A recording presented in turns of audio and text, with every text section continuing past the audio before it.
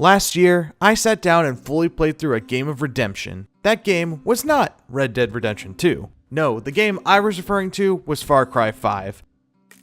I had played through Far Cry 3 and 4 previously, having fallen in love with the stealth takedown gameplay combined with long sniper sightlines and interesting characters wrapped around a story of believable struggles, lighthearted adventures, and well-crafted redemption. When I saw the trailers for the next adventure would be a homegrown Midwest American militant cult uprising, I was so excited to jump right in. I downloaded the game and got instantly immersed in Hope County's struggle with exhilarating gameplay and map design with a few indifferences here and there. I finished the game with a satisfying enough feeling and went about doing whatever else I normally did afterwards. VR, drinking, and being fat, I guess. However, after a while I thought back on Far Cry 5 and couldn't really come to a consensus on how I actually felt about it. Well, in September, I decided I'd spend my time looking into the last 3 Far Cry games to find out, was Far Cry 5 a good Far Cry game? Let's start with the foreign settings of each game, hence the nomenclature of the whole series. Far Cry 3's setting takes place in a series of mountainous islands in the Pacific. You can expect themes of Pacific Asian cultures as well as Japanese war installations. Everything within this lush paradise is nicely close together with very little wasted space to speak of across some very sweet sights. Far Cry 4's setting takes place high up in the Himalayas looking under the shadows of the tallest mountains on Earth. Players can expect Indian, Buddhist, and Asian cultures with flashes of foreign authoritarianism thrown in. Verticality is king with high cliffs and valleys in high abundance. Far Cry 5's setting takes place in a full county in rural, mountainous Montana in the good old US of A. Expect American themes of alcohol, rock music, and guns with heavy Christian and religious influences, as well as some good old doomsday preppers alongside. Each of these settings feels uniquely different from one another, leaving these worlds as believable living places that you just want to walk around and explore. The beaches of the Pacific look entirely different from the rocky lake shores of the Himalayas, while the sprawling fields and valleys of the northern US feel aesthetically different to that of the mountains of Kirat and the jungles of the Rook Islands. Each world is definitely worth experiencing, but how well and how often does each game give a reason to explore the vast world set forth before you? In Far Cry 3, many missions will end with the protagonist, Jason Brody, overlooking parts of the island or in a place where the player would not typically go. This gives for many a great beauty shot and gives an understanding of the indigenous people's love of their island home. The Rook Islands are also large enough to conceal many a secret temple and hidden area left outside of missions to explore. Fast travel locations are well spaced out, but mostly reserved to enemy-controlled outposts. This forces outpost liberation by the player to a higher importance in order to get around the islands effectively and efficiently. Vehicles are for the most part fast enough to get to nearby locations and cover entire islands within a reasonable amount of time, as long as you can deal with their lethargic controls. And finally, the water surrounding the islands allow for nice traversal to water and coastal locations with some smooth and easy sailing. Similarly to Far Cry 3, Far Cry 4 has many missions that take Ajay to and end with high overlooking spiritual destinations that give him a good look into his roots and why the people of Kirat might want to preserve these places of great beauty and spirituality. Far Cry 4's map size is even larger to that of 3's, with its main difficulty coming from traversing the mountainous terrain all over the place. Fast travel is more spaced out than in the previous game, but more locations are available, and the vehicle usage of helicopters, grapple hooks, and wingsuits allow for quicker vertical maneuvering. Whereas in Far Cry 5, missions will take the player through many different rustic Midwestern American sites. 5's map size is huge, but very manageable due to almost all locations having a fast travel point. This ends up actually working against 5, as the amount of time you would normally spend admiring and looking at the world traveling by vehicle or on foot is replaced with loading screens between each location. Not a point of contention for those who want a casual or lazier experience, but for those who enjoy the exploration of Far Cry games, it's unfortunate. Vehicles, however, now have spawn points throughout for all types, with helicopters and airplanes making traversal quick and effective. Essentially, Far Cry 5's map is the most easily traversable of the 3 games. It is only as large as the player's willingness to travel across it themselves. Overall, undiscovered parts of each map are not exclusive to 5, and I see this more of a byproduct of map sizes increasing dramatically as games progress. Far Cry 3's map is essentially more than half the size of Far Cry 4's, while Far Cry 4 is about 2/3 the size of Hope County from Far Cry 5. This increase in map size leaves developers with a content density reduction in Far Cry 5 in comparison to its predecessors. The final overarching theme to each of these settings is the different moments during each game that provide visuals that warp the setting and reality in some way to increase immersion and shake up the experience. During several missions of Far Cry 3, Citra, the head of the Rakyat people, will have you experience psychedelic imagery of your past, the past of the game's antagonist, and the past of the island's people while fighting to become a great Rakyat warrior. These are infrequent and only occur during specific missions, but are very nice memorable moments that add to the experience for the player and the protagonist in the Rook Islands. In Far Cry 4, missions involving Reggie and Yogi will have you taking drugs, whether willingly or not. When you experience a new concoction of theirs, the main map will twist and warp depending on the desired effects of the drug. There are also several missions in which Ajay is taken into the ancient world of Shangri-La, in which he experiences the story of Kalang defeating Rakshasa of the Rakyat religion through many an amazing visual. These moments happen more often and have more opportunities to occur than the previous game and are absolutely one of Far Cry 4's defining features. In Far Cry 5, there are several missions where Faith's Seed will pull you from the world into specific main missions to experience the Bliss, a drugged-out world of euphoria. These segments show the happiness that Project Ian's Gate can provide to those who are willing to join, and the anger and consequences of ignoring the Seed's intentions. These missions are quite brief even when compared to that of the standards of Far Cry 3, and only add a little bit extra to that of Hope County's normal decor. The visuals in all three games are what I believe to be some of the most beautiful imagery in video games, not just for the way they reshape the worlds around them, but for the colors and imagery that take place within these segments that tie into the major and moral segments of the plot, for the most part. In terms of my favorite of these games, hands down it has to go to Far Cry 4 for the fun and wacky hijinks of Yogi and Reggie's guinea pig drug segments and the stunning areas of Shangri-La during the retelling of Kalang's story. Far Cry 3 is no slouch when it comes to the Citra Voss and Rakyat Warrior moments, but they come less frequently and push the visuals less than Far Cry 4, but to be fair, it was the first out of these three games. Far Cry 5 segments mostly come from the Bliss and some from the brainwashing in the north, but are way more plot focused than the other two games. Overall, the setting of hope in Far Cry 5 is not a detriment to the game or even the Far Cry experience as a whole. I just wish the visual warping was a bit more explored in 5, but that's just me. This game easily gets a pass for its setting. Let's move on to the gameplay. The meat and potatoes of every Far Cry game is the combat system used to take out the forces of whoever is fucking up the shit in the foreign place that's inevitably now your responsibility to take care of. What? I'm just pointing out the absurdity of how often rebellions need your outside help to succeed, and from a singular source no less. It happens. Let's move on. The general combat of each game is as follows. In Far Cry 3, most engagements take place at medium ranges, i.e. distances that don't require a sniper rifle or zoomable scope. Usually engagements can be fought slowly with stealth at close ranges with takedowns, especially early on. However, further into the game, longer ranges and advanced takedowns are more often the deciding factor in most fights.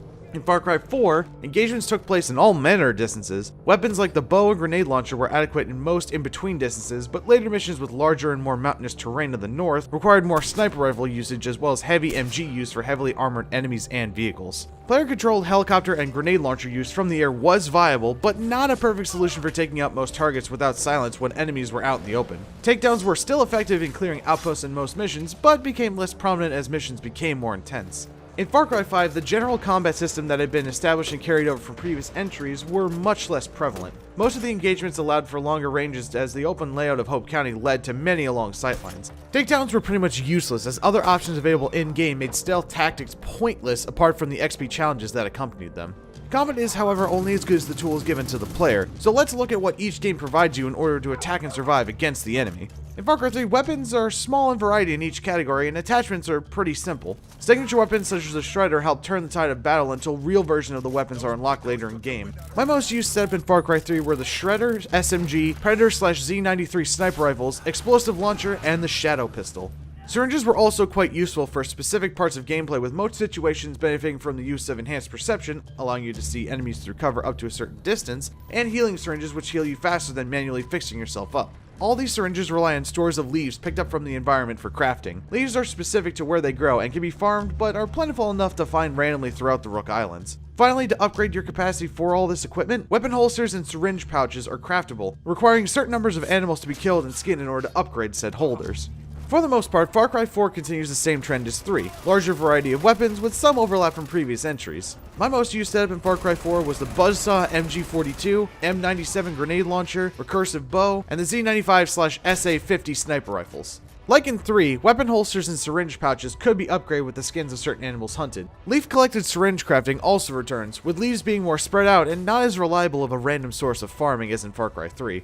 Far Cry 5, though, mixes things up quite a bit. It does have the largest variety of weapons to date, with attachments and ammo types aplenty for every weapon. The addition of melee weapons adds a bit of improvisation to combat as well, as most will kill in one shot to all enemies. Signature weapons exist, but only provide a cosmetic difference to the weapons, which is mostly the same as the other two games, but now with the heavy attachment variety on all weapons, it makes their inclusion in the game somewhat redundant. My most used setup for Far Cry 5 was the M16 assault rifle, MG42 and M60 machine guns, M79 grenade launcher, always gotta have that one, the S50 sniper rifle, the Spaz 12 shotgun, and the good old shovel. Boy, do I love skewering me some baddies and friendlies with that there shovel.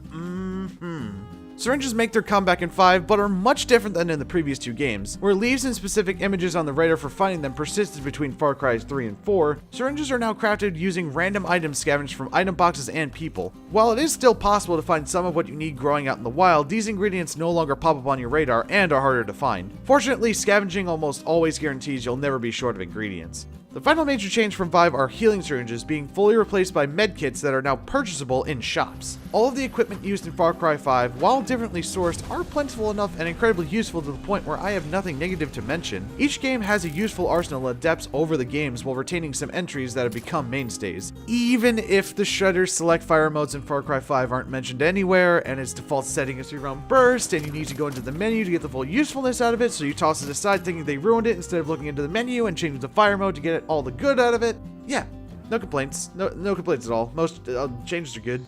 The best way to deal with incoming waves of enemies is to get good and use whatever you can to gain an advantage. I've shown some of what these tools are, but how do you acquire them? And what other tricks do you have at your disposal to deal with your problems? In Far Cry 3, skill leveling is based off a point system that rewards experience for completing missions, killing enemies, and finding collectibles. The more difficult and stealthy a takedown is, the more experience that is rewarded. The skill tree is broken up into 3 categories: the heron, the shark, and the spider. Each of these categories is represented on the tattoo design that slowly gets inked into Jason's left arm. With each skill earned, another piece of the tattoo is revealed. The best way to level up quickly is to perform ever more complicated takedowns on enemies and liberate outposts undetected. This encourages stealth and careful gameplay until the skills tattoo is fully filled out. When it comes to acquiring the weapons to use with these skills comes currency. Dollars can be found throughout the island on bodies and containers, selling goods and completing missions. The money maxes out at $10,000 after wallet upgrades in Far Cry 3, becoming a challenge of having too little wallet space for the price of many different items, forcing some bit of upper end ceiling money management. Far Cry 4's skill leveling is based off the exact same point system of Far Cry 3. Far Cry 4 also introduces a unique karma system. This system is separate from the skill point system and is focused on how much the player positively interacts with the people and struggles of Kyrat. Frequently, as Ajay travels through the world, small mission objectives will appear in the form of small skirmishes with pagans' forces, helping locals deal with animal attacks, or saving hostages. There also exist mana wheels that connect Ajay to his spiritual roots, which are explained more within the game's Shangri-La missions, that gain large amounts of karma. Karma is used to unlock guns for hire tokens, weapons, and discounts on different goods, and become completely useless to go after once the karma meter is fully maxed out. Currency in Far Cry 4 is denoted in rupees that will max out at 5 million after wallet upgrades. Money limit is not an issue in Far Cry 4, as no item will break the bank for the player as long as they are scavenging around, completing missions, and not buying everything in the store. Far Cry 4 also introduces guns for hire tokens and co-op to turn the tides of gameplay. Guns for hire will be a set rebel that will follow you into battle and can be another distraction in the fight against the enemies, but I really wouldn't know as I forgot to get footage of them in combat before I finished Far Cry 4 for this video, and to this day I've actually never used them. The co-op mode, however, of the game is where the real fun and usefulness comes in. This multiplayer feature allows a second player to fight alongside you in your battles to liberate Kyrat. They can help by piloting aircraft, spotting people, being another source of fire for outposts, and just for general messing around purposes. The best use of co-op is for fortresses, as the confusion brought on by having 2 people taking over makes killing enemy forces much easier. The only downside to co-op in Far Cry 4 is that it can only be done in non-main missions out in the general world. However, in Far Cry 5, everything is overhauled. Skill leveling is based off a perk point system earned by doing specific challenges within Far Cry 5. The challenges page in the menu displays different challenges the player must complete, with a number of skill points awarded for each one completed. The game also features perk magazines scattered throughout the world. 3 of these magazines can be found in each of the prepper stashes, but singular magazines can be found randomly in the world, usually in bunkers, outlandish camping spots, and inside of homes not seen in many main story missions. Dollars are back in Far Cry 5, being very plentiful throughout Hope County. There is no limit on the amount of money you can hold, but don't get complacent. Purchasing ammo and the changeover to having to pay for health packs wastes your money very quickly in Far Cry 5. Money management here is more of staying on a budget rather than having just a small wallet. Far Cry 5 also introduces the Specialist Allies, the heart of the game, to assist you in bringing down the Peggies. Some of the main citizens of Hope pledge to heed your call to fight back against them by literally being at your side. Each of these characters have their own unique abilities, between sniping without a silencer, to flying a plane against enemy air support, to silently taking out people with a bow and arrow, to being just an adorable animal companion that can murder peoples. These companions are essential to staying alive in tough situations, as along with their abilities, they are able to revive you in the event you go down. These friends are not bulletproof, however, literally, as if they are fully killed, they will have a long cooldown before they can be used again. And as a quick side note, the co-op in Far Cry 5 is the best in the series, as unlike in 4, all missions can be completed in this mode. This makes the game much more hectic and enjoyable outside of all the other BS that may occur, and I thought I'd throw it in the video very sneakily at the last minute, as I had forgotten to get footage of it during my playthrough, and only played through it recently for the first time fully with my roommate. While my opinion of Far Cry 5 is not changed after playing through co-op, it was an eye-opening, enjoyable, and frustrating experience overall to complete the game from this mode. The ways to get good are similar in both Far Cry 3 and 4, but are completely different to that of Far Cry 5. The changeover to having to pay for health kits and having no manual way to heal yourself sees your cash getting sucked away quite quickly when you're in between missions. I don't dislike the currency system in 5, but it just loses some of the fun of fucking around in game when you have to work on a budget. However, the use of specialists gives another level of complexity to 5 in a fundamental and purposeful way that I actually very much enjoy. However, the leveling system is definitely a blight on the gameplay structure of 5. In both 3 and 4, the way to better yourself was to earn XP for every kill and mission completion. The best way to do this was to slowly and meticulously kill enemies through takedowns, complete outposts silently, and complete as many side missions as available, pretty much in that order. A powerful cycle that, if followed carefully, could max out the amount of banked XP to the point where you had more than your progress in the game would allow at that time. The reason it's a blight in Far Cry 5 is the way in which you level in 5 is based solely off a challenge checklist. In this manner, there is almost no reason to use takedowns in 5. After you do enough of each kind of takedown to complete their challenges, you will not progress or get any stronger by using these methods. Your focus then shifts to completing the next challenge on the list and nothing more. This would be fine if the result of this change wasn't a complete shift in importance away from stealth and short-range silence. There is no benefit to using takedowns, so now gameplay simply turns into a snipe-a-thon for the majority of the game. You could do the same takedown stealth tactics in Far Cry 5 as you would in the other Far Crys as a test of skill, but you risk longer, more difficult engagements that are more trouble than they're worth. Far Cry 5 loses the charm of sneaking and strategizing as a legitimate option, making the game more hollow and you weaker in skills overall.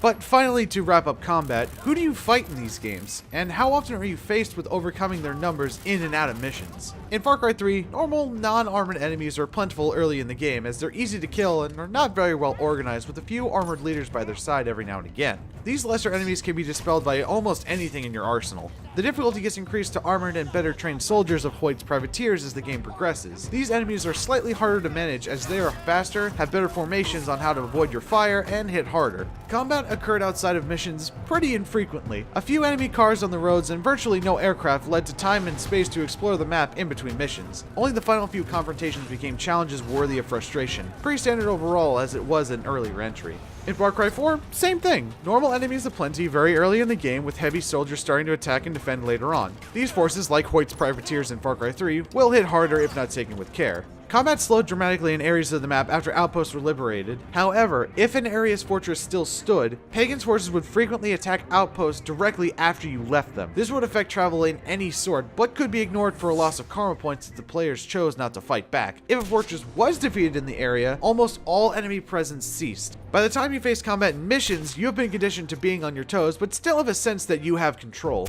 Missions up in the mountains required finesse, and head-on conflicts in the normal map required firepower that was never outside the reach of Ajay and the player. When it came to the normal enemies of Far Cry 5, they only really existed in John C's area in the south, and infrequently in Faith's area in the east. Slow but plentiful, with many harassing people on the side of the road for information, as well as driving around frequently in vehicles. Easy to kill, but hard to avoid. More heavily armored and well-trained soldiers appear in the east, and especially in the north, and will take you down incredibly quickly if not taken with caution or distance.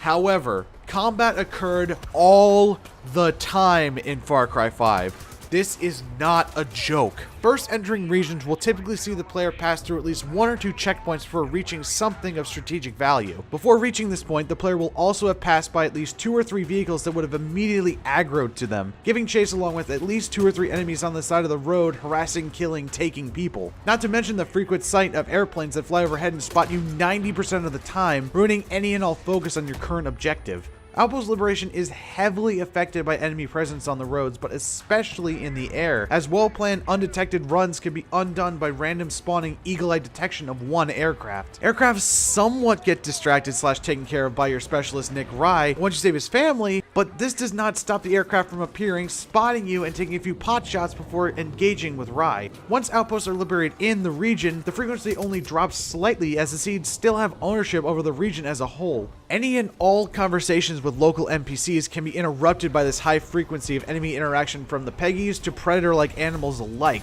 making these occurrences even more frustrating. Only when all 3 regions are dealt with does the game feel safe enough to roam around without constant distraction from enemies, a point at which the game is virtually over and only side missions remain. The frequency of combat versus the skill and tools in Far Cry 3 and 4 are manageable and enjoyable on their highest difficulties. The same cannot be said about Far Cry 5. The amount of times enemy forces interact with you, whether voluntary or not, is too high for even the most basic of tasks. Enemies in Far Cry 3 and 4 are scalably difficult. This sees the further Jason and Ajay press on through their stories, the more difficult and less manageable the game is in a fair scenario. There is very little actual fairness when it comes to Far Cry 5. The difficulty of each of the enemy types is only as difficult as their speed and health. Granted, this is true of any enemy in gaming, but when the enemy has so many numbers and toys to use to find your ass and kill you so quickly with no time to retaliate, it gets frustrating to deal with. Overall though, the combat from each of these games is varied and enjoyable. Far Cry 5's lacking in takedown importance and viability and way too frequent fights with enemies do not discredit its other more usable and enjoyable features. Let's finish up gameplay by showing what Far Cry 5 lacks in comparison to its predecessors. The races, supply missions, bomb defusals, and pure side mission arcs of 3 and 4 are best left out of 5 for the most part. The detrimental losses to 5 come in the forms of lacking the Shangri-La, legendary hunting, and hostage rescue / assassination missions. The Shangri-La missions take the form of phased Bliss segments in 5, but are not even close to the same kind of visual majesty and immersion that 4 had. That, and the fact that those missions were hard to access, a challenge to complete, and voluntary made their completions in 4 all the more satisfying and frustrating that 5 lacks these amazing segments. The hunting of legendary animals in Far Cry 3 were nice bits of challenge and were wholly enjoyable if not ridiculously humorous in Far Cry 4 with the Karate Fashion Week. These hunting missions exist in 5, but are relegated to the fighting of 3 Bliss-infected animals being trained by the cult. I'd like to say they were a challenge to complete in 5, but honestly the change from having to use a specific weapon type against the legendary animals in Far Cry 3 and 4 to whatever the hell you want in Far Cry 5 took all the charm out of going after these legendary beasts overall. The assassination and hostage negotiation missions of 3 and 4 took you to different areas of the map and highlighted the stealth gameplay heavily while also giving a nice motivating factor to take the life of one of the enemy leaders in the region. A perfect example of how well this could have worked / actually works in Far Cry 5 is the story mission A Dish Served Cold. That is essentially an elongated assassination mission with great suspense, developing motivation, and a satisfying end. It's a shame how some of these awesome and world-engrossing features in 3 and 4 were integrated and watered down in 5, but overall these negative marks do not kill 5 in terms of being a good entry to the Far Cry series. The gameplay of Far Cry is about smooth combat, plenty of action, and filled to the brim with things to do. I do obviously have issue with the overwhelming action that is presented in 5 in comparison to its almost tame predecessors, but I do not feel this glaring issue takes away from recommending 5 strictly from a gameplay perspective.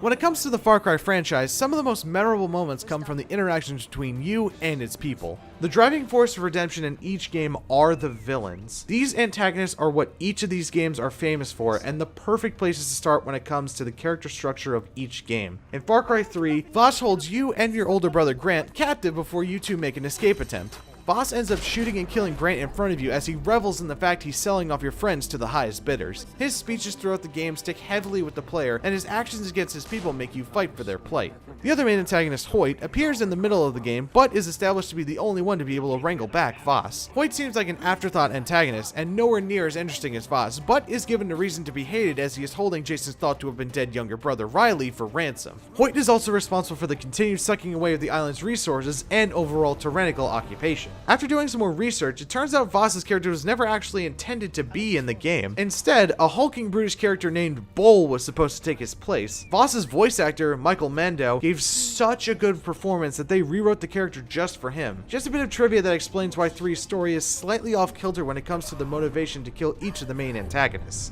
Like Voss, Pagan Min's introduction in Far Cry 4 occurs right away. Pagan flies to the border to greet you personally and takes you to a lovely meal at the head of his military, Paul Deplore's mansion. After escaping, you see the damage that Pagan's men have done to Kirat, and Ajay is determined to bring his mother's ashes to Lakshmana, and to bring down Pagan in the process. Pagan as a villain rivals that of Voss in terms of memorability. Pagan is not as insane as Voss, still being fucked up, but maintaining a more level head, but he makes up for it for his relationship with Ajay. Ajay's mother had a daughter with Pagan, and in turn, Pagan sees Ajay as more of a son he never had. This is true of all of his conversations with Ajay being more overbearingly understanding, but slightly disappointed in your actions throughout the game. Through constant radio chatter with Ajay, you get this almost fatherly feeling from Pagan, and gives a nice layer to the mindset of the antagonist of 4 of some insanity and greed, but of some caring at least for your well-being. Pagan also commands 3 governors, Deplore, Noor, and Yuma, that oversee different areas of his empire. Noor is in charge of the fighting arena that brings in big gambling money. Her relationship to Ajay is strong and productive as he attempts to save her family, which ends up being ultimately fruitless. Deplore is in charge of Pagan's military and is not fully against Ajay, but in the end, he doesn't really matter much to the story. While Yuma is the head of Pagan's guards in prison, whose relationship with Ajay is one of direct hatred, as she is one of the few who recognize Pagan's problem with keeping you close. Her downfall is memorable as we see what the pursuit of the Shangri-La Tonkas can do to those who seek them. The villains of Far Cry 4 are very different from those in 3. Each has a realistic hand in the conflict and gives separate motivations on why you want them out of the picture, besides the simple notion of get rid of all the bad peoples. Pagan falls into this category to a degree, but still has personality apart from previous villains that stands him apart. The Seed family cult, Project at Eden's Gate, is put on display immediately through the video shown to the deputy on the helicopter ride in Far Cry 5's opening mission. Joseph Seed is seen gouging out a spy's eyes before the sheriff's deputies descend on the Seed compound. The player and the deputies take Joseph away but crash their helicopter in the extraction attempt. The player's allies are all captured by different cult leaders and it is up to the player to get them back. Far Cry 5 stands out as sort of a hybridization of the previous 2 games when it comes to its villain structure. It takes the technical secondary antagonist that mainly interacts with the player from Far Cry 3 and combines it with the substructure of the antagonists of 4. This creates a weird existence in 5 where the focus of the player is ultimately on the main antagonist of Joseph's Seed, but your focus is split and shifted over the Seed disciples for most of your time in Hope County. These disciples are John Seed in the south, Faith Seed in the east, and Jacob Seed in the north. John is the head of the indoctrination into the cult. John's baptisms involve forcing people into confessing their sins to the Father before being tattoo branded and their flesh ripped away when their sins have been repented.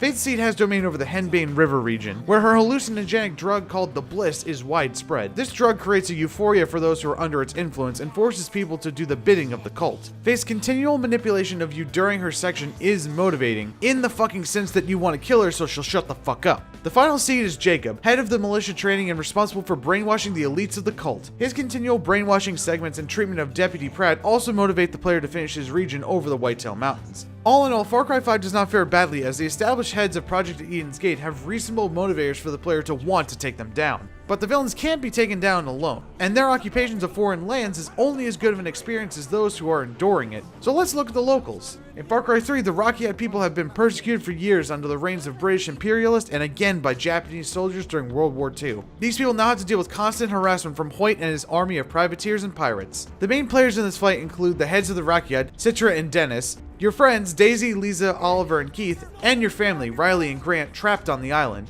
Both of these main groups are major contributors on the decisions made by Jason Brody as he fights through Hoyt's forces across the Rook Islands. The leaders of the Rakyat push Jason to fight back against Voss's forces through spiritual quests to become a warrior. This kind of pushing allows for a believable completion of both their own objective of reclaiming the islands and helping you to locate and save your friends, which is enjoyable to watch overall. Your friends are your ultimate personal motivation, however. Their captures at the beginning of the game set up Jason's initial reason to fight, and his conviction to avenge his brother's death eventually pushes him over the edge of homicidal insanity. On top of all this, the supporting characters each have their own objectives to complete, and all add a bit of non-serious distraction from the main goal of the game for long enough to look forward to their missions once they are available. I mean, come on, who doesn't love a tat-covered dude bro, a crazy German soldier, and a hard-nosed CIA agent who doesn't give a shit?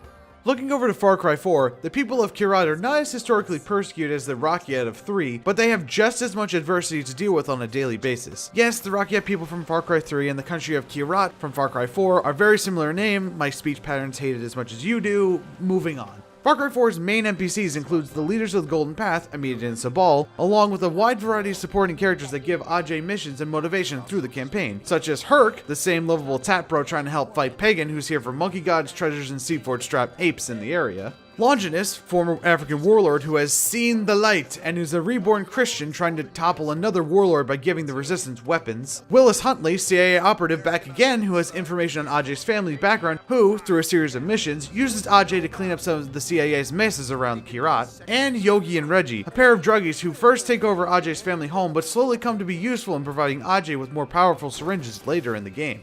Like Far Cry 3, Citra, and Dennis, 4 has you dealing with two powerful leaders right off the bat. However, the difference here is that both leaders oppose each other's goals and direction they want to take the Golden Path. Sabal wants to continue the religious ceremonies of Kirat, which includes the unwilling marriages of young girls among other done in the name of God things. Amina is fighting to end those practices, but also has her eyes on the profitable, morally gray infrastructure of Pagan Min's drug fields to lead the Golden Path to success in the future. Apart from their focuses on defeating Pagan, the supporting cast of Far Cry 4 is more diverse and even more lighthearted to keep the plot moving and entertaining. But how does that compare to the locals of Far Cry 5? The people of the Holland Valley include Jerome Jeffries, the gun-toting priest, Mary Mae Fargrave, the bar badass truck owner, and Zip Kupka, pyromaniac with a heart for the animals. Each of these fighters have seen and experienced John C's indoctrinations firsthand and are fed up. The people of the Henbane River Valley include Virgil Minkler, the morale holder, Dr. Charles Lindsay, the vet turned doc, and Tracy Later, the hater of large statues?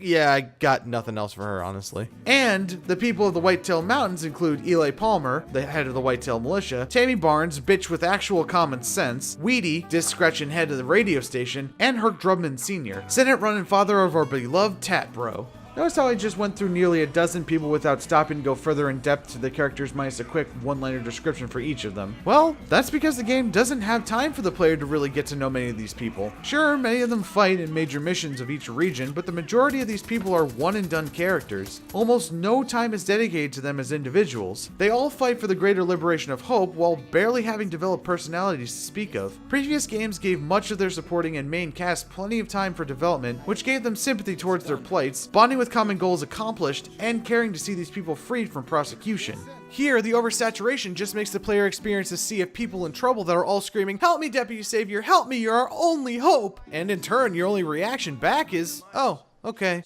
well, I guess I'll help this person now." This makes completing missions less impactful and cheapens the experience and motivation to want to help these people. You at some points would rather just leave their helpless asses flat on their backs with one well-placed headshot just so you can move on to the next person in need of help. There do thankfully exist two other groups of main NPCs that actually have some backstory worth delving into: the Sheriff's Deputy / Dutch and the Specialists. The Sheriff's deputies are those involved in the beginning helicopter extraction of Joseph Seed. These include the Sheriff himself, Deputy Pratt, and Deputy Hudson. After the failed extraction, the Sheriff escapes to the Hope County Prison, where his insight and leadership has a profound impact on the people staying there. The Sheriff acts as a father figure to all those around him and is one of the leading voices on the radio for your actions in the Henbane region. Whereas Hudson is taken to torture by John Seed in the Holland Valley region. Her continual appearances on TV and in front of you in bunkers incites anger into the player. The last of the deputies is Pratt. He is the helicopter pilot that is taken by Jacob Seed to perform acts for the cult whilst under the influence of the cult's brainwashing. Your interactions with him while being brainwashed yourself, his escape attempt with you, and his subsequent freakout at the end of Jacob's bunker give a pretty well summed up frustration on how the Seed family's meddling in Hope gets to the people who can resist them.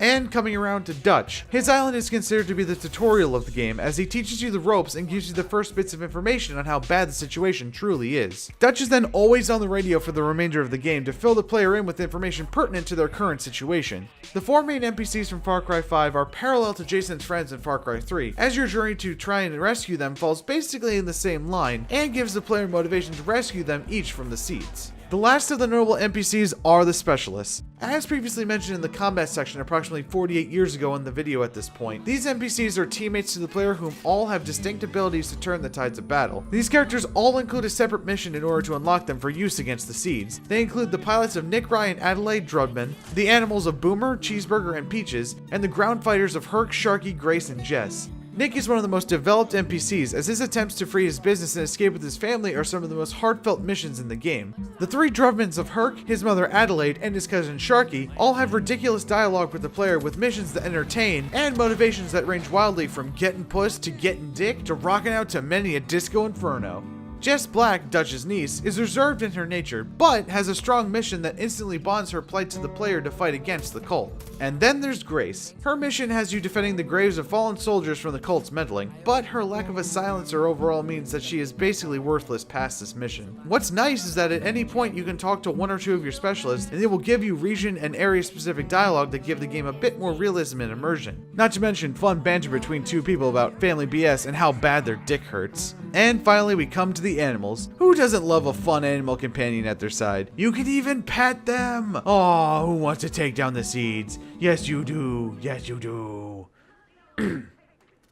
Anyway, the characters that actually stick as endearing in Far Cry 5 are those of the sheriff's posse as well as the specialists, but this is a problem. Not only do you only interact with these people for less than one mission at a time, or only at the extreme ends of the campaign, they are only some of a plethora of other notable characters. Characters like the Testicle Cook, Skylar the Fisher, Larry the Space Guy, the Comic Chick, Adelaide's Yoga Lad who's getting laid, the Baseball Card Collector, Kim Rye, the Vietnam Vet with a shed full of shit, the Probably Had a Stroke, hard to understand, very flammable cook, Tweak the Druggy Chemist, and Agent Huntley again, all exist to name a few who vie for some of your help and time within the game. This complete oversaturation makes any meaningful connection to these characters very minuscule and difficult as you're expected to help them all and then move on. You're telling me that your relationship to Crazy German Sam or even just someone smaller like Badra, the future living god from Kirat from 4, is the same as two of these people from 5 combined? Not to mention, you're silent the whole time you talk to these people. It is so incredibly one-sided. Again, this will come up more, just it gets really hard to not talk about how much of a problem this is. This complaining about silence is only as valid, really, to how strong your relationship is to the people and their cause over the course of these games. So how close are you to these people and their struggles? In Far Cry 3, Jason slowly gives into the stories of the Rakyat warriors. After a while, he is completely infatuated with their cause after saving his friends and embraces the chance to enact revenge. The people themselves will thank you for your services, but not much else. You do end up getting close to Sam, which doesn't quite work out, and to Citra, which is really a mistake. Ultimately though, through Jason, you yourself get sidetracked from your own objective to leave the island with your friends, a fact that wouldn't have been possible without a strong bond to the island's setting and its people. Ajay of Far Cry 4 is praised for coming home from the beginning and slowly wants to fight for his namesake's cause, even though he is almost always just on a mission to spread his mother's ashes. Ajay does have a bit of an annoyed attitude to everything that's put in front of him at times, but the liberation of Kirat and its people is integral to Ajay and his story. The people's relationship to you in Far Cry 5 is very simple. You are the silent savior deputy. No wrong can come of you. Save us from the seeds. It's okay to try and create a narrative that's more personal to the player, but this just seems non-genuine and one-sided. These interactions should become too frequent and just seem lazy and hollow when you think on it and realize these people are the only ones talking. That, and these people have nothing to gauge a reaction off of when speaking to you because you as a character don't react. It's almost like you playing as a deputy is like a child watching Dora the Explorer. An NPC will tell you, we have to stop the seeds from influencing people, and they have that big statue of Joy the Father across the river. Should we blow up the statue to make things better? Great! Now you'll go blow up the statue. Great job! You blew up the statue, and the Father's influence is not as bad now. Yay! I was sure that in Far Cry 5 the villains would have been the low point in the discussion and the main NPCs a high. I feel that it's the opposite, because the villains get the overwhelming screen time with the player in Far Cry 5, giving them time to develop themselves more than most of the citizens of Hope. That's not to say that all of them are anywhere near as enjoyable as those villains of previous entries, not even close, but I wouldn't specifically knock any of them either, excluding Faith because I don't have time for her woe is me bullshit. Every one-sided conversation issue I take with normal NPCs is not as noticeable with the villains, as their interactions are meant to be tense, waiting on every word for what comes next to you, the player. In the end though, I can't specifically knock the people of Hope County either for this plot structural issue, as many of them are incredibly entertaining and memorable for what time they have on screen. For the normal gamer, the characters are sympathetic enough and the villains ominous enough for me to give Far Cry 5 the nod to having well-developed and interesting characters. And in terms of a Far Cry game, I can barely give a pass to these characters for the main cast. Each one does end up being quite believable in their fight, despite the flaw of having to talk to you, the brick wall of justice. From the checkmark perspective, things are looking good for a general gameplay standpoint, but just barely so for Far Cry 5's stance as a good Far Cry game, with story and plot being all that remains. And those structural issues are certainly starting to fucking show. The stories of each of these games have been mentioned in differing detail throughout this review. Naturally, one would probably have expected this section to have been generally much earlier in this analysis, as to establish more of the groundwork that is the last 3 main Far Cry games. Well, there's 2 reasons why the story and plot come last. One is ambiguity for the sake of spoilers early in the video, but moreover, it's that the main issues about Far Cry 5 lie in its story. Lives, whatever. Sure, I've complained about the frequency of combat in 5 where you have to essentially give up on stealth for the sake of playing, and yes, I take major issue to the fact that you're a boring silent protagonist with nothing to add to this world, but your dashing good looks. Just notice me for one, Sheriff Dad! But no, the story is where the problems of Far Cry 5 become overbearing. Let's discuss. The plots of Far Cry games are very much dependent on the character arc of the main protagonist and the redemption of the oppressed peoples. This begins with the player being innocent to the new world around them through the first bit of the game. Jason Brody begins as a rich kid from Southern California out on a skydiving trip to the Rook Islands where you can do anything. Within the first mission of the game, Jason is kidnapped, escapes with his older brother, said older brother is killed right in front of him, and his friends are all taken by Voss to be sold off. Jason is terrified, as anyone in this situation would be, and is heard yelling in fear during his escape from Voss. Even as Jason meets and completes the first few missions for Dennis, Jason can be heard wincing and unhappy with having to deal with so much violence. It's a very understandable position for Jason's emotions to be in. You think you could just stroll into a hostile place like the Rook Islands so easily and not piss yourself with fear before getting found, captured, and shot? No, I don't think so.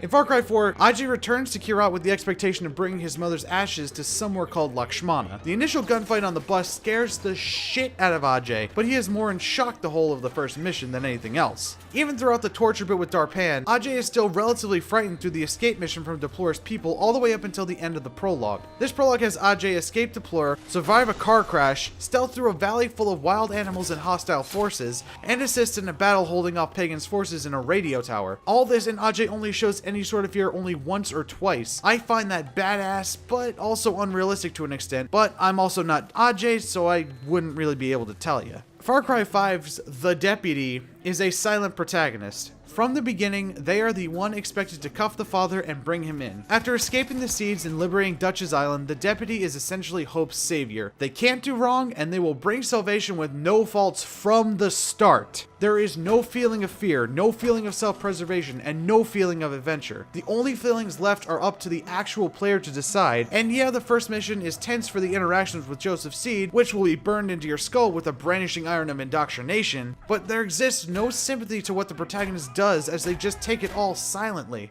Alright. Next, the games have the protagonists slowly understand their role in their respective fights. In Far Cry 3, Jason is shaken by his first few experiences with murder and fighting across the North Rook Islands, but his innocence is destroyed by the capturing of himself and his girlfriend Lisa by Voss. Left to burn to death in a hotel, his escape and renewed lust for vengeance begin to settle inside of Jason, as even comments from freaked out and scared Lisa show how a normal person would react to the explosive situation at hand versus the slowly changing Jason. He still has a heart to talk with his 2 now saved friends of Lisa and Daisy, but is ready to start fighting the rest of his crew through any violent means necessary. Far Cry 4's Ajay does not take very long to take responsibility for liberating Kirat. After the prologue, Ajay gets a first look at how the people fighting against Pagan are treated. The condition of the people and the continued responsibility to bring his mother to Lakshmana drive Ajay to bring down Pagan. This may seem like an unrealistic turnaround for Ajay to so quickly decide to fight for the Golden Path, but the fight allows Ajay to learn more about his roots that were suppressed from him since birth. The first and only time Jason questions his role in everything is the first Balance of Power mission. The story of Far Cry 4 is driven by the decisions of the player, as 4 times throughout the game you will be asked to make a choice in terms of how to complete a main mission objective. The first choice mission involves a rebel camp that is about to be overrun by Pagan's hunters. The mission forces you to choose between going after important intel held by a neighboring camp and leave the rebels to their fates, Amida's choice, or defeating the rebels and sacrificing the intel entirely, Sabal's choice. Whomever's mission you choose will see the opposite's objective be lost, and whoever gave you the mission will be the first instance of a leader of the Golden Path taking charge. You will be praised by the chooser and scolded by the one you overlooked for making that decision. As previously stated when it comes to Far Cry 5, and hold on to the people of Hope County a plague of praise and brainwashing from the mouths of a priest, whose intentions be not just to give the good word, but to actually bring you to the end of this world in the open arms of his twisted family. Amen. AKA, the Seeds took a bunch of land and people and the locals need help because, as Nick Rice says, government can't do shit. We're on our own. The deputy is the savior, ready to liberate hope from the seeds without saying a single word. There's no room for understanding and change. You are the good guy fighting the bad people. Moving on. No. Let's just take this seriously. In Far Cry 5, if you play through the game as intended based off the difficulty curve of each of the regions, south, east, north, you will begin your liberation in the Holland Valley. Here you will experience a friendly dog, an outpost, 2 roadblocks, a crap silo, and a dozen sightings by the Peggies while you fight your way to the heart of the region to liberate Fall's End. Fall's End is the base of operations for many of the rebel forces in the south, and its liberation mission is an intense fight, especially given the lack of equipment the player is meant to have at that point in the game. After the battle is won, you are treated to a cutscene where Mary May and Jerome thank you for liberating the town with some shots of whiskey, giving a nice lighthearted moment to start off the journey. Of course, though, your experience may vary for reaching Fall's End, as you may do what I did when I first played through this game when it was released, liberate all the outposts and do a few side missions to build yourself up in order to be ready for such a fight. You may in that time recruit the sniper, talk to a few locals to get even more side missions, and probably complete the fight at Nick Rice airstrip to make use of his plane and generally enjoy helping out a fellow rebel who stars prominently in the opening film. You will, however, notice that as you complete objectives, the resistance meter will quickly fill with every action you take against the cult. In my first playthrough, I quickly got to my second or third outpost after killing several people along the side of the road, I blew up a few silos, and I got my dog buddy only to realize I filled the first of 3 milestones on that meter. I was scolded by John C. for my actions against him, and I'm told that I am marked. You know, as you do. But then you're treated to the lovely message that the citizens of Fall's End were so inspired by your actions against the cult that they took back the town themselves. You're thanked over the radio, and now you are free to go into Fall's End as you please with no resistance and no happy cutscene at the bar. The game, and thus one of the best fights within the game, progressed and happened without you, in a series where exploring and liberating are 2 of its fundamental appeals.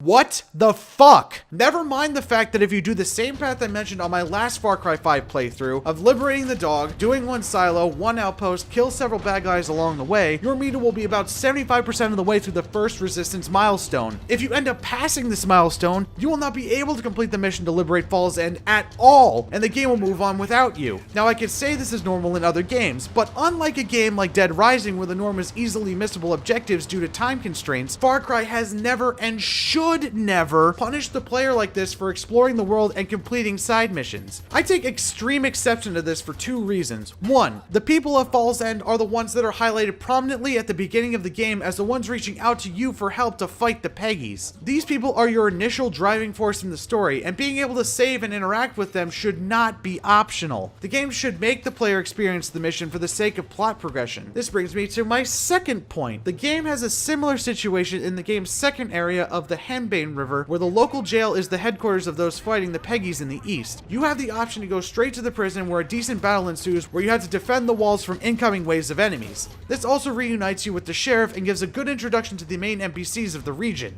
If you do not go to the jail directly and fill up the resistance bar for that region over the first bump, Faith Seed will take you into her Bliss drug hallucinations, show you some interesting drug scenery, and then dump you at the gates of the jail, forcing you to liberate the jail regardless of if you wanted to or not. So why is it then that the town of Fall's End, the place touted so heavily in the intro and promotional advertising, does not get the same treatment? Why is the fight optional when it gives a nice connection to those living there and of whom you'll be interacting heavily with throughout that region? Why does the game play itself and not do the same a region later? I like you to remember the game forces you concept. It's quite important to the rest of this. Anywho, calm thoughts, analysis, back on track. The player in each of the Far Cry games, after losing their bits of innocence, will inevitably begin a murderous rampage of revenge against the opposing forces of their games.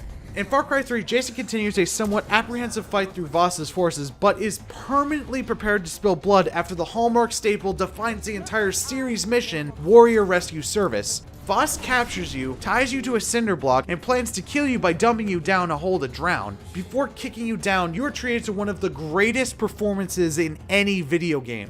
Did I ever tell you the definition of insanity?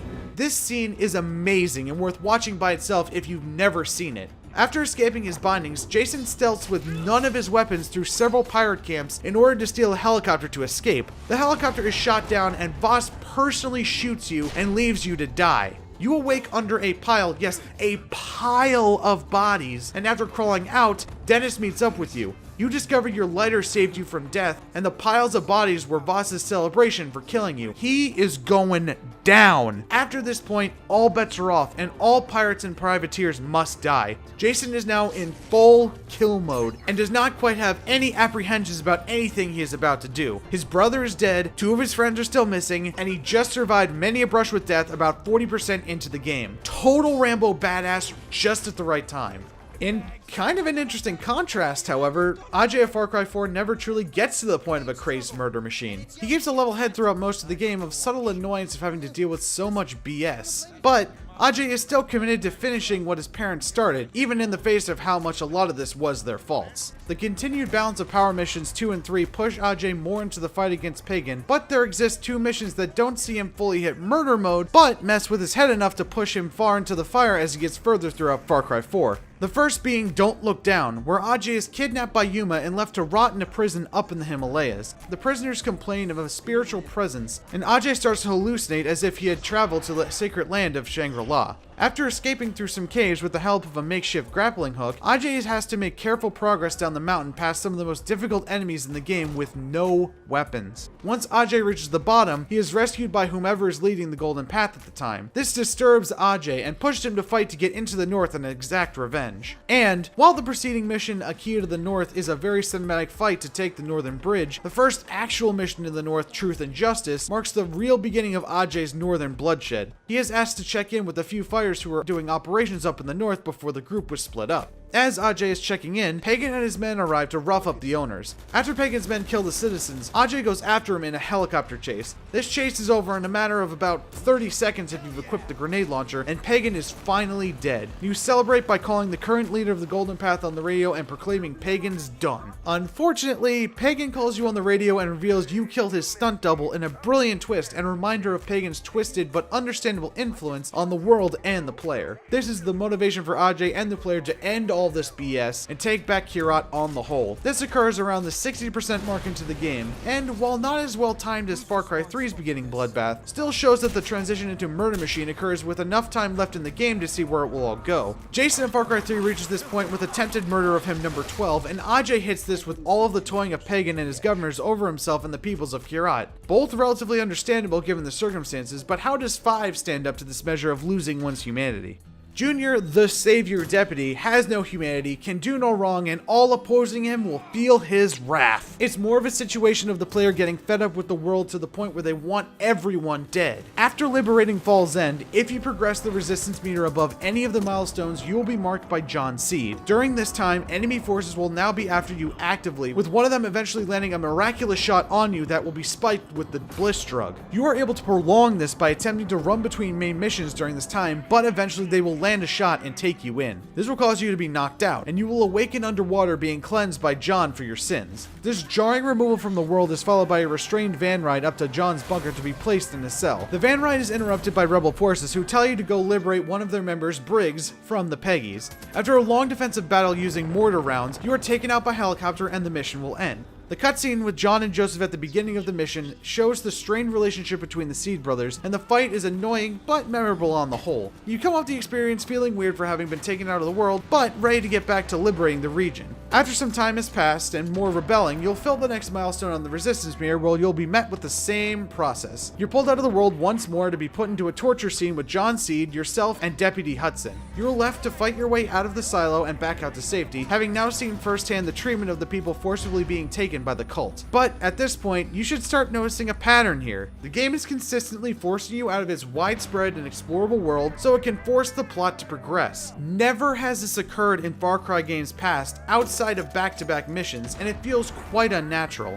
Once you fill the resistance mirror completely, John Seed will take over the church at Fall's End and harass and dismember your allies, whom if you didn't liberate Fall's End, you would have barely talked to up to this point. You storm in, break up the torture session, fight through a turreted section of Peggy's with Mary May, if she would ever get in the fucking truck. I'm in the truck already, goddammit, stop yelling at me and get in! And you shoot down John Seed from the air in a very cool dogfight that I'd have to admit. You have a cutscene with John as he dies, and all that's left to do is to get Hudson out of the silo. Her extraction is the same fucking fight you had prior, except in reverse, and the region is freed. You have a few drinks with the people of that region, and the fucking preaching continues from Joseph saying the world's faults are your own and your fight is in vain. I don't think I've given justice to the amount of preaching to your face that 5 puts on the player. The structure of the game up to the end of the first area is do rebellious things for an hour while always fighting impossible to avoid enemies, get pulled out of the world to experience plot, get preached at again and again and again, repeat. I wouldn't have as much of a problem with this concept had it not been the same fucking thing 3 times over in each of the fucking regions. Each region does the same thing to you in an insulting and immersion breaking manner. You could be doing well in each region, liberating outposts, finding collectibles, fishing, driving, finding allies, checking prepper stashes, checking in with local senatorial candidates, but the same fucking pattern will persist every time. Rebel a small amount, get taken, get preached at, do a thing, have an aneurysm, wake up somewhere and escape, repeat until the person in charge of that region is dead, take revenge on having to do all this bullshit by cracking them in the head several times with a baseball bat, hell, maybe even 3, find the member of the sheriff's posse that's being held and tortured, escape with them, get scolded and preached at by Joseph, repeat. Did they think this shit would be enjoyable? For the game to essentially say, hey, I see you're going around and having fun exploring, hunting, killing, you know, playing the game, but how about you don't for a bit? Like, fuck you, game, I want to look around, I want to have fun and get on my way, not do your merry fucking bullshit. Nowhere does this unnatural pulling you out of the world piss me off more than in Faith's area, where her bliss hallucinations leave the player even more on edge of when they'll be taken away. Inevitably it'll happen where you'll be sent to the lovely land of Bliss with Far Cry's version of world-bending visuals, all while you're serenaded by the innocent and sweet Faith who wants all the sympathy for what the world has done to her and scolds you for going against her family, blah blah blah. Shut the fuck up, I don't care. This persists like John's region 3 times until you have a boss fight with her, which is just a watered down Shangri-La fight from 4, and she drifts away into the Bliss after she's killed. You have a fucking meltdown at the fact you're unable to break 10 baseball bats over her fucking head because unlike her brother, she doesn't die in the map where you can let off some steam, and then I guess you gotta go save the sheriff from hanging himself. You save him, get scolded by Joseph again, and it's off to the north to do it all over again. Same pattern, same preaching, same ruined immersion, same anger towards what's supposed to be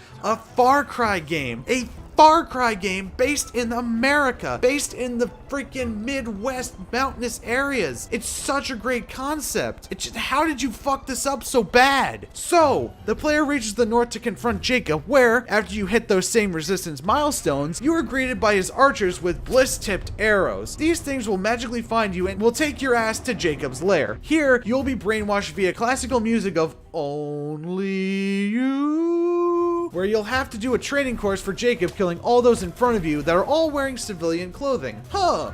That's weird. You complete your killing of the week and awaken a room with a bunch of bodies. This taking you out of the world bullshit happens again 2 more times, and each time has you running a slightly longer version of the Your Week course. This course begins to look exactly like the base of operations for your rebel forces in the north, the Whitetail Militia, and the final of these trainings will have the players stop at a faceless NPC. It's insultingly obvious what Jacob is trying to get you to do, which is kill the leader of the Whitetail Militia. And sure enough, on the 4th time he pulls you out of the world, oh no, I killed Eli. I didn't see that coming because I guess I'm weak. Now I'm gonna fight you, Jacob! And his fight is one of the most bullshit fights in all of Far Cry. Sure, the previous fights in the missile silos were also bullshit as the close quarters led to many an unavoidable death, but Jacob sitting up on a cliff taking 2-shot hits at you from his fucking sniper rifle is nearly impossible to get around on harder difficulties. You have to spam the survivor syringe multiple times and go around some of the toughest enemies just to reach the summit and take them down. Once you do, congratulate yourself with a few bats broken over his head, get scolded once more by Joseph, and now Joseph's seed is all that remains. It is at this point in the game where you will be able to complete any and all side missions the game didn't allow you to complete during the main playthrough, assuming that they're still available. So,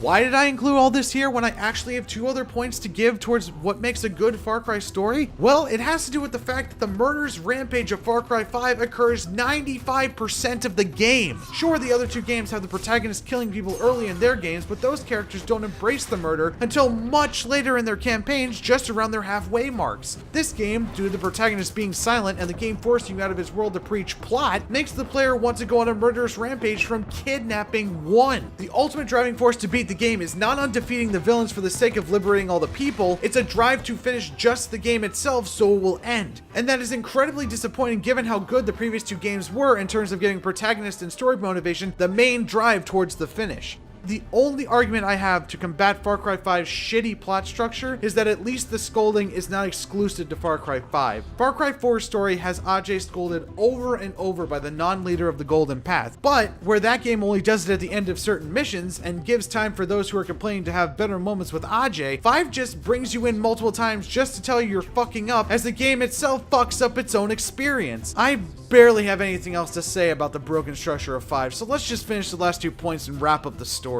At some point late in the story, the players are reminded of their humanity they've lost and have to fight to get it back. In Far Cry 3, Jason is finally reminded of his humanity once Voss is dead and he has the chance to reach Hoyt's Island. Your friends and your girlfriend try their damnedest to tell you to come along with them and forget Rakiet's fight. Jason ignores this, says almost a half-hearted goodbye, and leaves to murder an entire island's worth of people. This occurs about 60% into the game, giving another long stretch of time for the player to continue killing before figuring out their crusade is bullshit and that their friends are the ones that truly matter.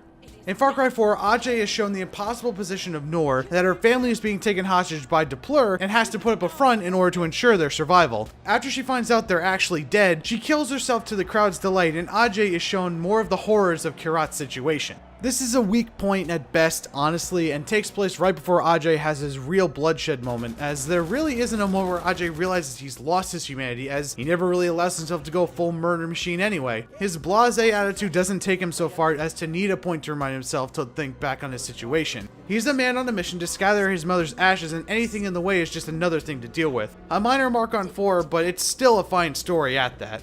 The deputy in Far Cry 5 has no humanity to be lost or regained. It is infallible and silent. I'm not even entirely sure if it is or isn't a robot. The callback to humanity doesn't really happen as you're just an unending killing machine that is praised by the locals and used by the opposition.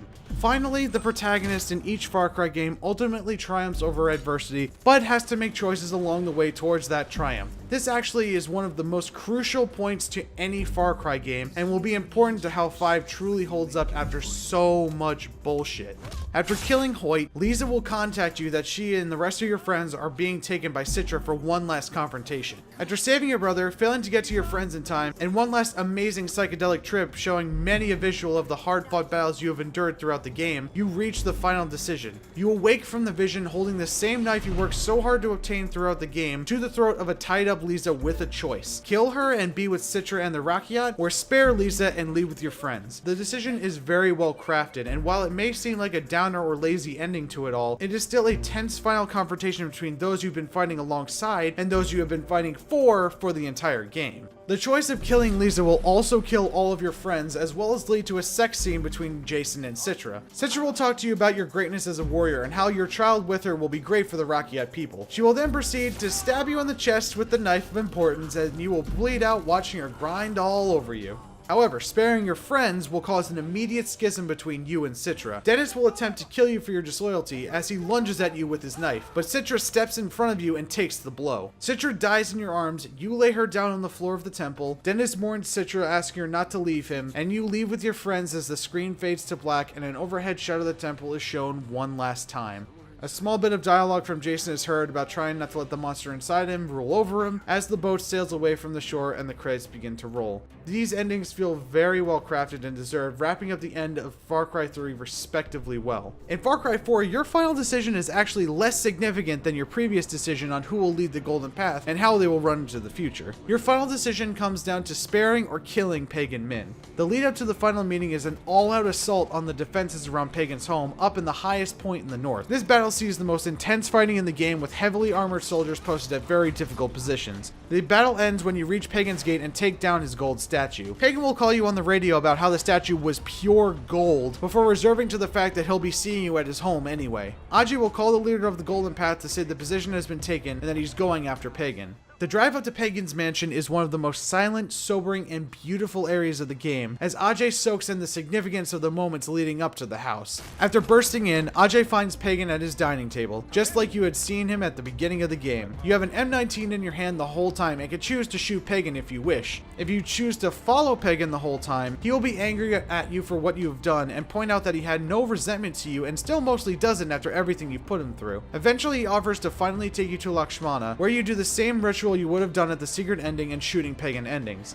After re-emerging from the shrine, Pagan says you can keep Kirat, but he's keeping the helicopter. This allows for 10 seconds for you to watch him escape. You can choose to shoot him down at this point and you'll still get the King's Dead ending, or you can do nothing and just let him get away. Or you could be a fucking idiot and not use the M79 grenade launcher you've been using all game and instead use the lock-on rocket that you already saw was faulty and proceed to miss because you're a fucking idiot and Pagan gets away. That can happen too.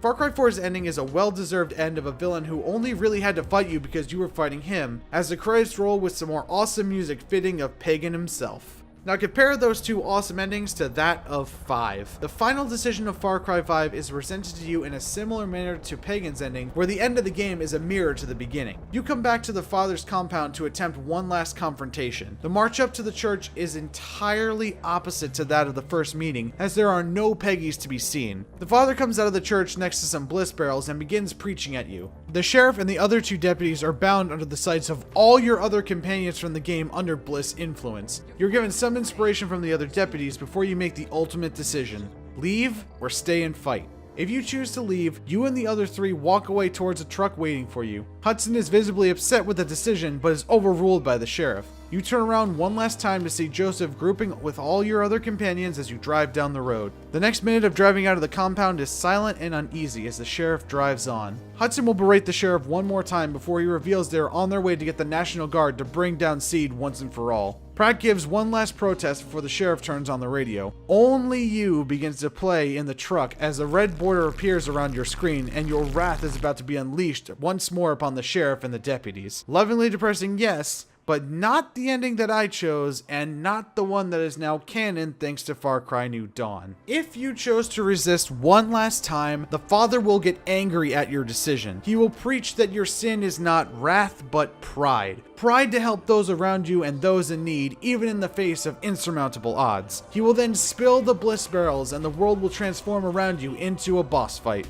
The fights are broken down into: the Father has your companions, you have to down and then revive them to get them back on your side. Once all allies in the area are under your control again, down the Father and repeat overall 3 times. This battle is one of the toughest in the game, but for the sole reason that there's just so much damage output from the enemies in such a small amount of space that you must spam healing and survival syringes just to make it through the fight. Once the Father is defeated, he will begin to preach once more. The sheriff and the deputies are then left to cuff the Father. The Father will then proclaim victory as a nuke fucking goes off in the distance. The 5 are stunned as the shockwave hits them, knocking them all down. The group all pile into the nearest truck as you start to drive them out of there as birds fall from the sky, trees burn and fall onto the road, and more nukes begin to flash all around you. Pratt begins to repent, saying Hail Mary, as the Father continues singing Amazing Grace in a very demonic and horrific tone. Your destination is Dutch's bunker, as the driving session is fast and intense to save everyone. You make it to Dutch's island, but hit a tree outside of his home, killing Pratt, Hudson, and the sheriff. But you are pulled from the truck by Joseph, still whistling Amazing Grace. You are in and out of consciousness until you find yourself chained to the same post Dutch had you hooked to at the beginning of the game. You find Dutch dead in front of you, and the Father berates you one last time about how he predicted and was right about the collapse of the world. You are left with Joseph inside the bunker, staring at him, saying that you will bolt march to Eden's Gate when the time is right as the screen fades. The credits roll on over radio emergency warnings,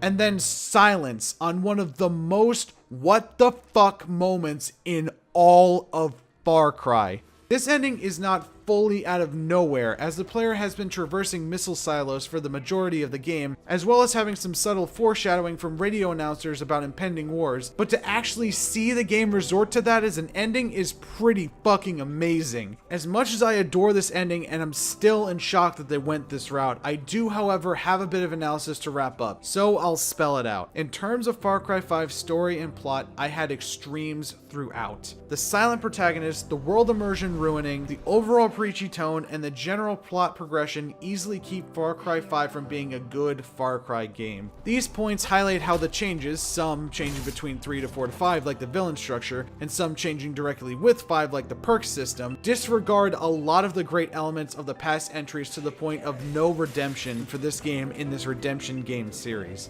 However, Far Cry 5 is still a good general game. Yeah, the elements of gameplay, setting, and non-villain characters are respectfully the highlights of 5, and from a general standpoint of the average gamer, 5 is a suitable experience. I had my enjoyment for certain character moments and a few side missions that left me chuckling or even smiling. Kim, Rye's delivery, the Testy Festy, and Clutch Nixon come to mind there. That, and I had a hard time saying that this game was not memorable. Memorable for its combat, memorable for its enemies everywhere, memorable for the BS pulling you out of the world, and memorable for the seeds themselves. Memorability seals 5 as a good general game that has to be experienced at least once. That experience may not be completely positive, I've not suddenly gone soft in the head from too many bats to the brain, but it's an experience worth going through at least once. And that is the defining legacy 5 will leave behind before A New Dawn comes out and continues its story. Now, I feel it is my duty to give solutions to criticism. You can only complain for so long about something without taking it upon yourself to try and enact change. So, if I had a time machine and had the ability to fix Far Cry 5's structure with the power of hindsight, here's what the game's changes would look like. 1. Playable character has a voice. Plain and simple, added a connection for the player to the world by showing a first-hand account through the protagonist's reactions. Personally, if they had a voice in 5, I would have chosen the protagonist to be female. Seriously, I think it would have worked well for the series to have its first female protagonist. I chose to play as a male character in all my Far Cry 5 runs solely because I love the stupidity of the sheriff's outfit. I wanted the sheriff once to just turn around and say, "Hey, looking good, me," in reference to it. While this reference never happened in game, it was still enjoyable to see the sheriff's outfit on my body as I got my ass handed to me by the Peggies. The choice to make the protagonist female in general is not because I want diversity just for the sake of it. I genuinely think a female protagonist would work. Hell, of the sheriff's deputies, the one who was the strongest voice was Hudson. She fully disagrees with the sheriff in some instances and had way more courage than that of Pratt. Having the protagonist follow and mentor under Hudson, as technically you are only a junior deputy, while she shows you the ropes, could have worked well. Or just having the sheriff be a good father figure to you as the protagonist would have been interesting. You also can't tell me that Herc, Adelaide, and Sharky trying to talk about sex with the potentially or intentionally female protagonist wouldn't have led to many a funny conversation. So yeah, fix the silent protagonist by giving them a voice so they can give context to the world around them. 2. The loss of importance to stealth gameplay is one that hits me very hard. I loved the first time I ever played through Far Cry 4, just sneaking up on outposts and trying to beat them without being spotted for those sweet, sweet rewards. I can do that in 5 only if the game will let me, and even then, the better method is just let your allies handle the dirty work and sit back with a sniper rifle. To make stealthing great again in Hope County, change the perk system back to the original formula. This system can work the same way it did back in 3 and 4 with perk magazines and challenges replaced with high XP rewards. I mean, come on, it existed in the other 2 games for just collecting collectibles for God's sake. 3. Remove the fucking planes out of the skies of the region once Nick Rye is available. Those planes were the main reason I couldn't stand early parts of my final playthrough of Far Cry 5. Nick Rye should essentially passively ground Seed's fleet after saving his family, causing the enemy plane appearances to only reoccur when the plot requires them. Heck, I'd even go as far to say as a compromise for Nick being available so early in the game is to move his airstrip to the Whitetail Mountains so his usefulness as an anti-air gunner would be balanced by the difficulty of reaching him later in the game. This way, planes are no longer spawning you every 5 seconds and stealth reemerges as a viable option once more in Far Cry 5. Number 4, slow down the progression of the resistance meter. I would be fine if some of the missions and other things around Hope County would be locked down from being accessed while one of the Seed's resistance milestones is passed, somewhat funneling you towards their mission, but ultimately being up to you to determine when to go after them. Another quick suggestion to the resistance meter is that it cannot fill and you cannot progress in that region's story if you are at one of the milestone bumps on the meter. This way, any events done by the player while waiting to complete a main mission don't over-progress the story and you can enjoy the game at your own pace. Number 5. This may seem strange after I have complained so much about it, but I would keep Faith Seed's area exactly the same as it stands. I know that seems to contradict everything I've ranted about our area before, but hear me out. I would change John's area to be a player-controlled main mission area where the pace of region liberation is up to the player. I would make Jacob Seed's plot missions at first be optional to be done at the pace of the player, but the final one being non-voluntary and pull you in after all your brainwashing. This would actually work the exact same as in the normal game itself, but I would remove Jacob's current third "You Are Weak" mission that currently exists in the game. This way, the final pulling of you from the world feels special and deserved rather than an insulting, obvious, would have made Shyamalan's eyes roll back in his head stupid twist that Eli was your target that the game currently has. We then reach Faith's area. Leave hers as the only region to pull you from the world on every resistance milestone. Make at least the first interaction with her a mission where you have to infiltrate a warehouse and you get blissed at the end and taken into her world, and then make every subsequent interaction with her just occur when the meter fills.